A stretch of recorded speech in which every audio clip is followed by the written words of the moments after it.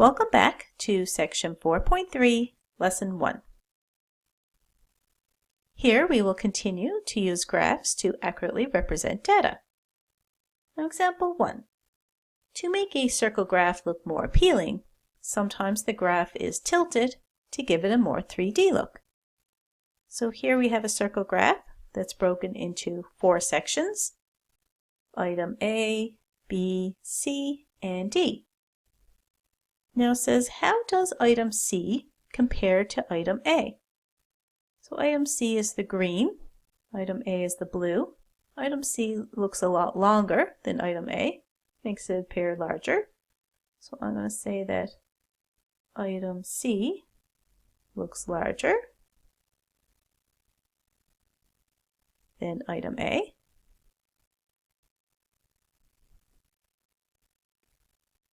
Now, how does item D compare to item B?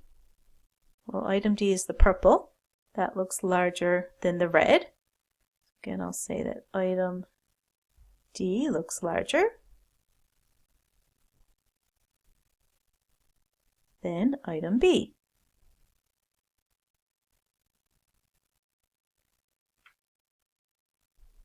Now let's look at the same circle graph when it is not tilted. So here we have a 2D view of the circle graph as opposed to a 3D view. Now I can see we're certainly misled because these two sections are actually equal. And this section here, which is C, is actually a lot smaller than A. So now reading this graph, how does item D actually compare with item B? They are the same.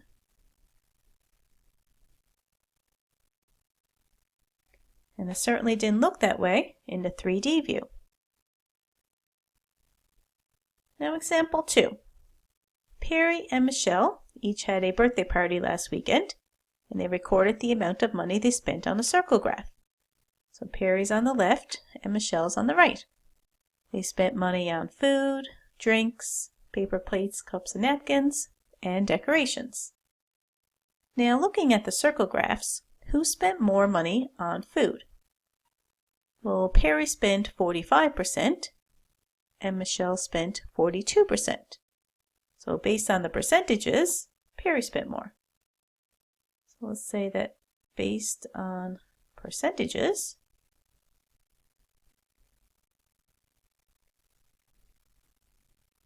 Perry spent more on food. 3% more. Now, if Perry spent $160 in total and Michelle spent $200 in total, how much money did each of them actually spend on food? Well, we know that Perry spent 45% of his money on food. So if we change 45% to a decimal by dividing by 100 and then multiplying that by 160, we can determine how much he actually spent.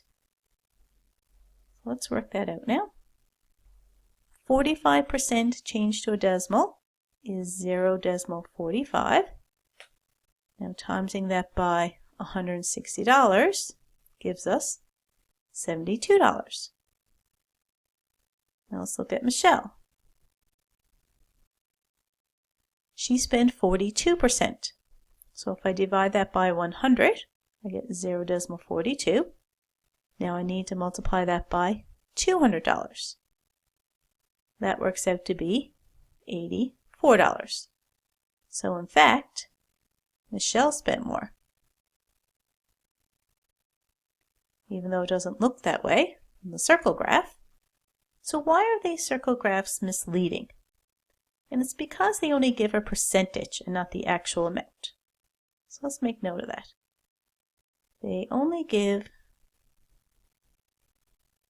the percentage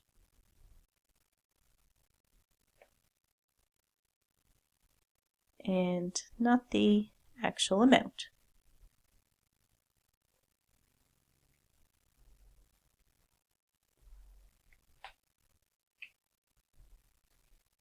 Now in conclusion, how can data be manipulated to favor one result over another?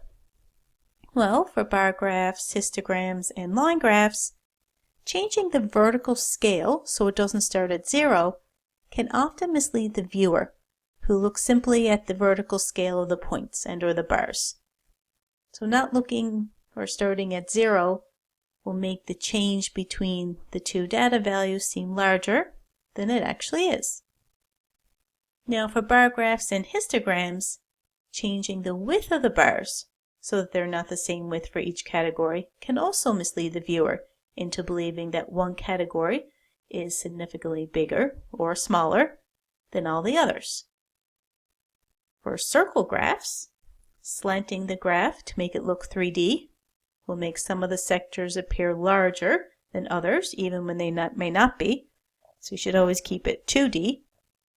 And when comparing two circle graphs, the data may be misleading since we're only given the percentages and not the actual total of the sector, so you should include those on the graph as well.